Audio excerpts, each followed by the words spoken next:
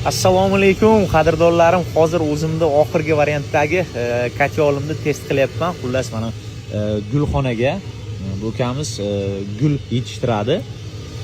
Teplitsaga olib kelganman. Xullas 20 metr obshiq hisobda 20 metr 50 trubani o'tkazganmiz aylanasiga, radiatorning o'rniga.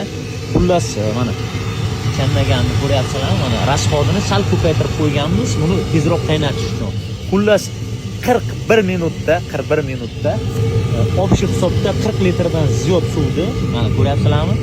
Mana haqqoniy, mana 90 gradusdan ziyod, почти 100 gradusga qaynash darajaga 40 minutda olib kelyapti. Mana 41 minutda. Ko'ryapsizlarmi? Mana tegini bo'lmaydi. Rostakamiga juda ham qaynoq. Xullas bu bemalol 100 kvadratgacha mana shu kotyolchani ishlatsanglar bo'ladi.